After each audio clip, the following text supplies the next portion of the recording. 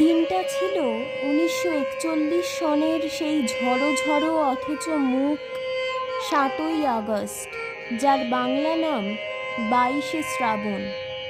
তখন সেই বয়স যখন মনের মাটিতে বড় বড় বৃষ্টির ফোঁটার দাগ পড়ে।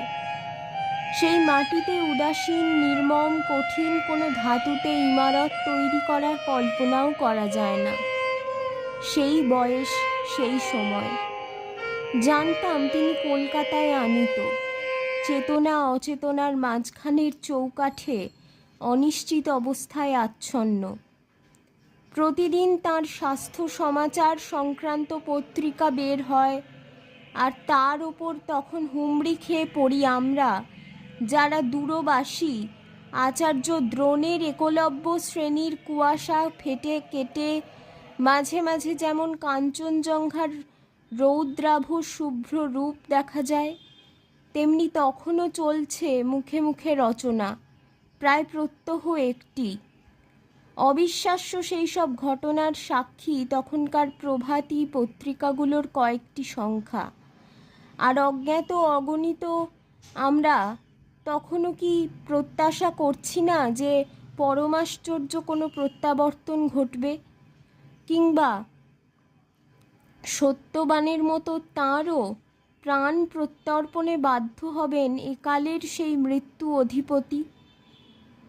জীবন ও মরণের সীমানা ছাড়িয়ে কম্পিত পায়ে তিনি তো আগেও এসে দাঁড়িয়েছিলেন প্রান্তিক এক বিন্দুতে, কিন্তু ফিরেও তো এসেছিলেন আবার।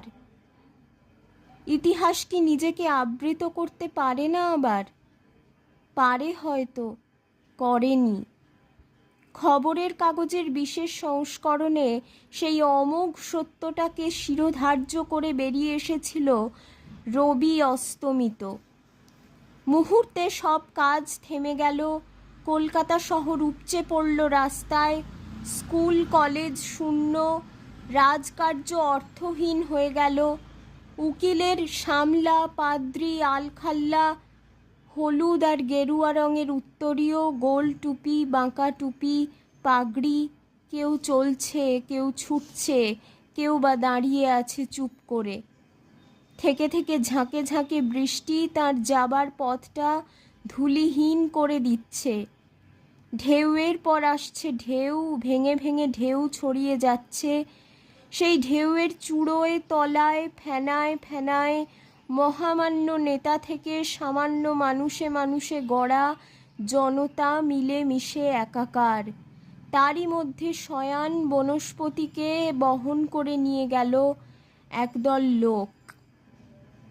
অথবা সবার আগে আগে ওই যে তিনি নিজেই বুঝি চলেছেন, চলে গেলেন।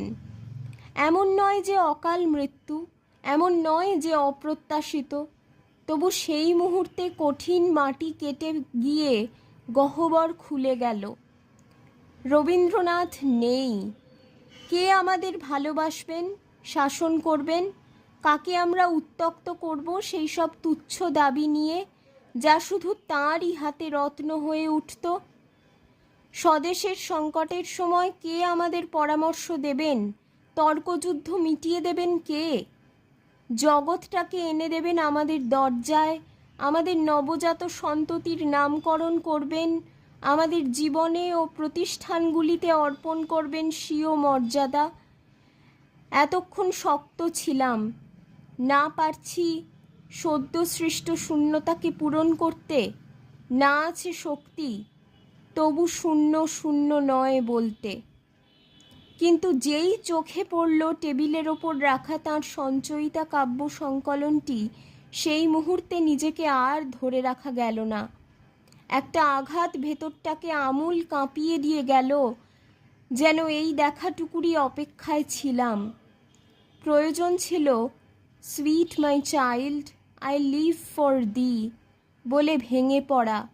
জননীর মতো কতবার পড়া তার কবিতাগুলিকে মনে হলো অনাথ, পিতৃহীন। স্রষ্টার অন্তর্ধানে তাঁর সৃষ্টি কি করুণ। আস্তে আস্তে বাষ্প জমেছে চোখের পাতায়, মনের দিগন্তে আর কালো কোমল ছায়ায় টের পাচ্ছি ঠেকে যাচ্ছে সূর্যগ্রাসের সময় যেমন ঢাকে। অঝোর বর্ষণ তখন আর বাইরের প্রকৃতিতে নেই। সেই জলধারা ঠাঁই নিয়েছে ঘরে ঘরে, টলমল মনের পর মনে। পরিবেশ যখন স্নাত স্নিগ্ধ, তখন বহ্নিমান চিতা জ্বলছিল গঙ্গার কোলে। তবু মনে রেখো, ও তবু মনে রেখো, যদি দূরে যাই চলে, তবু মনে রেখো, যদি পুরাতন প্রেম ঢাকা পড়ে যায় নব প্রেম জালে, মনে রেখো, ও তবু মনে রেখো, যদি থাকি কাছাকাছি দেখিতে না পাও ছায়ার মতো, আছি না আছি, মনে রেখো, ও তবু। যাবার দিনে এই কথাটি বলে যেন যাই, যা দেখেছি যা পেয়েছি তুলনা তার নাই। এই জ্যোতি সমুদ্র মাঝে যে শতদল পদ্ম বিরাজে, তারই মধু পান করেছি ধন্য আমি তাই। যাবার দিনে এই কথাটি জানিয়ে যেন যাই। বিশ্বরূপের খেলা ঘরে কতই গেলেম খেলে, অপরূপকে দেখে গেলেম দুটি নয়ন মেলে। পরশ যাঁরে যায় না করা সকল দেহে দিলেন ধরা, এইখানেতে শেষ করেন যদি শেষ করে দিন তাই। যাবার বেলা এই কথাটি জানিয়ে যেন যাই। আমারে কে নিবি ভাই সপিতে চাই আপনারে, এ আমারে,